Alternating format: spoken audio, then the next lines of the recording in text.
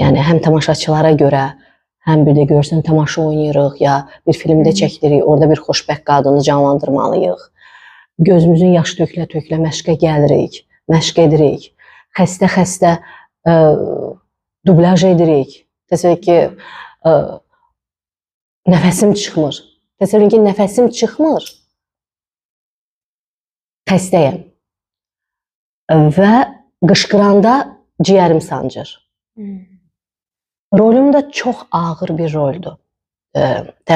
Dublyaj etdiyim film.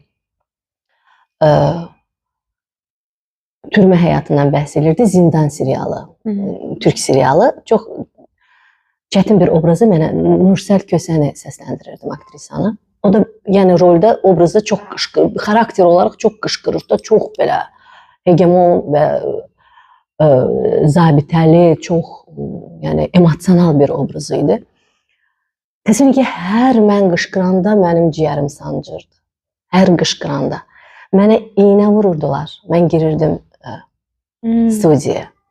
Yəni mən həmin anlarda o hissləri, o günləri, o anları yaşayanda heç mən bunları hiss eləməmişəm. Ki işimi o qədər sevirəm ki, yəni hiss eləməmişəm ki, bu çətinlikdir əslində. Fikirləşmişəm ki, yox, bu elə-belə də olmalıdır da. Əgər mən dublaja gəlmişəmsə, mən dublaja etməliyəm. Bəli, mənə iynə vurulmalıdır. Mən özümü yaxşı hiss eləməliyəm ki, yazım ağrı kəsici vurulmalıdır ki, mən bu filmi yaza bilim. Səsləndirəsiniz. Səsləndirə bilim, çünki efirdədir. Bu yükü mən daşımalıyam. Başqa aktrisa da yaza bilməz, çünki artıq neçə seriya mənim səsimdən gedib. Olmaz. Qanunlar var da, bilirsiniz. Ya tamaşa oynayanda, ya məşqə gələndə ən ağır itkim olub. Təsəvvürün ki, atamı itirmişəm. Heç bilməmişəm ki, Allah ölənizə rəhmət eləsin. Bilməmişəm ki, atam orada artıq can verir. Mən amma səhnədə tamaşa oynamışam. Təsəvvür eləyin.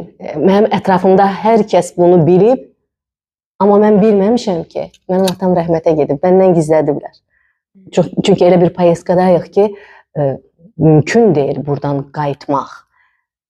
Neysə, bu vaxtda danışmışam. Yəni, demək istəyirəm ki, indi deyirəm ki, hə, biz doğrudan da səhnə fədailəriyik. Biz doğrudan da fədaiyik.